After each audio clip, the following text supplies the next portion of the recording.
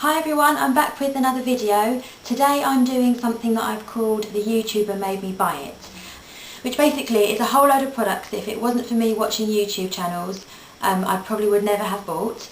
Most of them I'm really pleased I did. There might be a couple that haven't been the best successes for me, but I'm going to give you my honest opinions on all of them.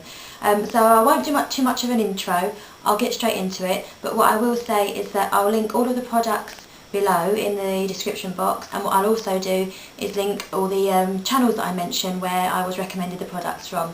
I'm sure if you're regular YouTube viewers you will know and love all of these people already, but if not, their links will be below in case you want to check them out. So the first product I'm going to mention is a foundation, and it is the Rimmel Wake Me Up Anti-Fatigue Effect and Radiant Glow foundation, which has got an SPF 15 in it.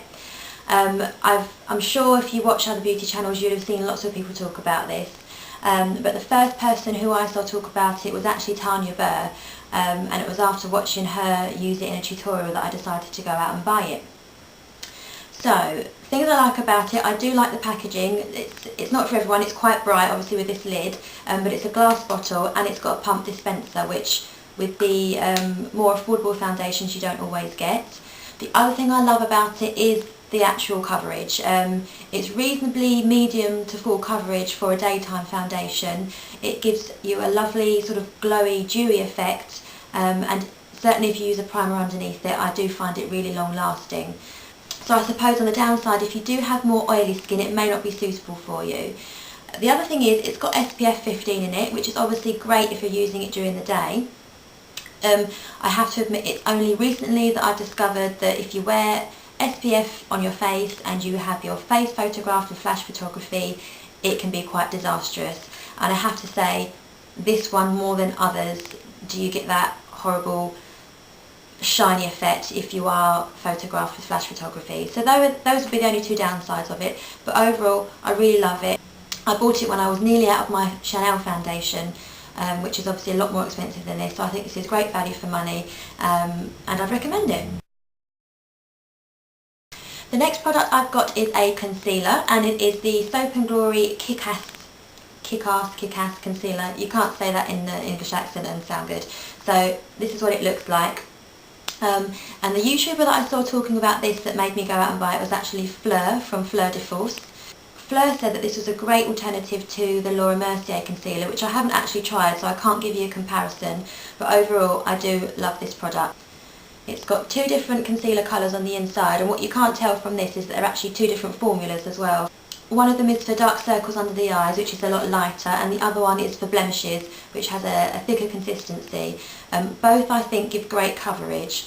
The other thing this has got, which is again is similar to the Laura Mercier, is a powder on top so that you can set it.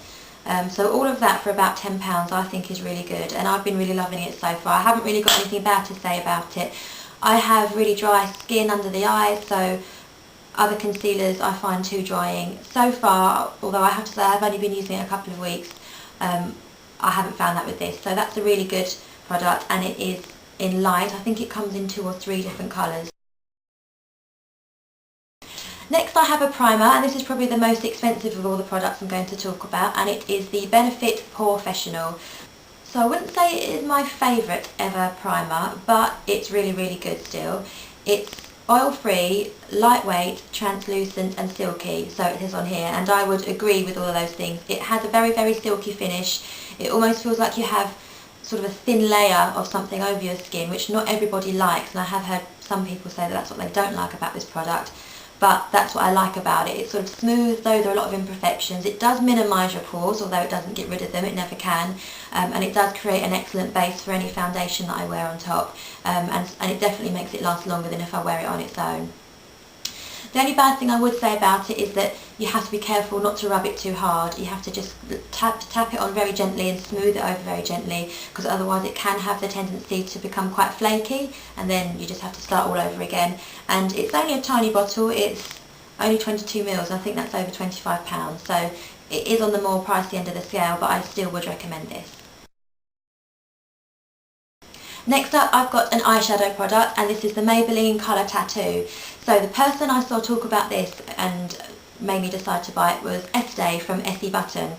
She didn't have it in this particular colour, but the colour she had was called Bad to the Bronze, and I have another very similar eyeshadow in that colour already, so I went for something slightly different. I've got it in number 65, which is Pink Gold. So it's a gel, or cream should I say, eyeshadow, and it looks like that. And I would normally avoid cream eyeshadows because I find that they crease very easily, they slide off your eyelids very easily, they basically just don't stay in place for very long. Estee raved about this, saying that this was exactly the opposite of those things. It stayed in place all day, it was really easy to blend, but at the same time it didn't crease, and I completely agree. I've got it on today, and it's the only eyeshadow I've got on today. I've worn it all day before, and it looks the same as it did at the start, as long as you put a primer underneath it. Perhaps if you've got slightly more oily eyelids, that may not be the case, but it certainly works for me. And overall I've loved that, so based on that I would go out and buy more of the colours. So next up I've got an eyeliner, and this is Rimmel, and it's the Rimmel Scandalise, and I can't remember who specifically talked about this and made me go and buy it, but I've seen quite a few YouTubers talk about this, particularly in this colour. This is number 5, Nude, and I never would normally go out and buy this kind of eyeliner. I've only got blacks and browns, but what I heard a lot of people say is that because it is so long lasting and waterproof, it's really good for lining your waterline with, and we all know that dark liners make your eyes look a lot smaller, and that this light one would make your eyes look a lot bigger. So I thought, that sounds good, I'll go and give it a try. I have to say, out of all the products I'm talking about today, this is the one that has been the biggest disappointment for me. Yes, when I put it on, I do think, on the waterline, I do think it makes my eyes look a lot bigger, but it does not last. I find it flakes off and ends up in all my eyelashes, and my eyelashes look grey, which is not really a look I tend to go for, and it doesn't last. Sometimes I even do my makeup, go out in the car, check my makeup in the mirror, as I always do, and already it's completely faded. So unless you're topping it up every hour or so, it's not going to have the desired effect. So overall, I'm afraid I wouldn't recommend that. Sorry Rimmel, I really love a lot of your other products, but this one was a bit of a fail for me. So I have got another more luxury product here, which I'd forgotten about actually. This is something from Nars, and it's one of their blushes. This one is called Sin, and Eman, I think that's how you say her name, from Eman Does Makeup, was the person who recommended, well, she didn't recommend it to me, but the person who made me buy it, I suppose you could say. She used it in one of her makeup tutorials, and I thought it looked amazing, and I went out and, well, actually I didn't buy it, I asked for it for Christmas, to be fair, and I got it for Christmas. I was lucky enough to. So, looking at it in the packaging, you may not necessarily think that is very exciting. However, I've got it on today. I don't know how well you can see it due to the quality of my video, but it's a really lovely sort of light plum colour. You can just use a very light touch of it, or you can really build it up for a more dramatic look. It's been really great throughout the winter and autumn, but I do still think it looks nice in the summer, depending on what you team it with. And it's the first Nars blush I've ever used. I know they're quite a cult product. I really like the formulas, and the thing about this blusher is a lot of blushes have a fragrance to them, which some people don't like, and this one is completely fragranceless. So if you're quite adverse to the fragrances, or if your skin's quite sensitive, I think this is a good blush. So another great recommendation. So we're nearly through them all. I've got 2 more products left to show you, and the first one is a mascara. This is Maybelline, so another Maybelline product, and it is their The Rocket Volume Express Waterproof Formula Mascara. So it looks like that.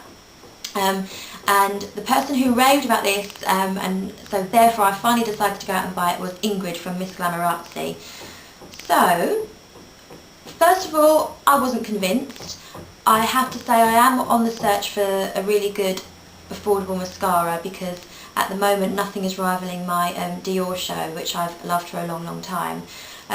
So yeah, when I first used it I wasn't convinced at all.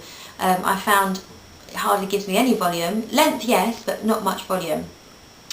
Then I played around with it a bit and I realised that you have to layer it up. The reason you can layer it up so well is because it does not clump, so that I'm really impressed by. The brush is quite different from any brush I've used before. I don't know if you can see that, but the barrel itself is really thick, and the little bristles are quite short. So probably that and the good formula is the reason it doesn't clump so much. So if you've got the time to really layer up a mascara, so you're not in a rush, then I would recommend this. I would still say volume wise it isn't the best, but it gives you really good length, it lasts really well, it holds the curl really well because it is waterproof. I'd still say it's worth a go because I've heard lots of other people really love it, so obviously works different for different people, and it's really affordable, so overall pretty good. So my final product is a lip product, and this is the Revlon ColorBurst Matte Balm. They're reasonably new. The person who talked about this on her channel was Alix from I Covet Thee, and she was actually wearing this particular shade in the video that I'm talking about, and it looked really lovely, so I immediately went out and bought 3 actually, but this is the colour I'm loving. So it's called Unapologetic and it's number 2110. So these are all the rage at the moment, these cross between glosses and lipsticks that come in these pen format. So Rimmel's definitely got some, number 7's got some, lots of the more affordable brands have brought them out, as well as the original chubby sticks from Clinique. I haven't tried any of the others, so I can't do a comparison, but this one I'm really loving. The colour's really vibrant, but they do have much more neutral colours if that's not for you. They're really moisturising, but they last a really long time. They're super easy to apply because, as you can see, it's just in a little stick. And they're great if you're quite cautious of lipstick. I've been somebody that traditionally has only ever liked lip gloss, been a bit nervous about using lipsticks. Recently I've been getting a bit more adventurous, but if you want to make that transition, this is a really good way of doing so. So I've really been loving these. They've also got a lacquer version, so if you don't like the matte look, they've got one with a more glossy finish as well, and I have got one of those and I also really like that. So this I would definitely recommend.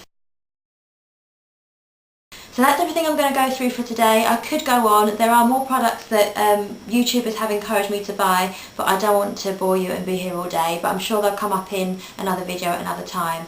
So I hope you've enjoyed watching. If you'd like to see more, then please subscribe. Don't forget to like the video, and if you've got any ideas of any other different products you think that I might enjoy based on what I've been talking about today, then please leave me a comment. I will always read them, and it'd be great to get some other tips from other people. So until my next video, bye!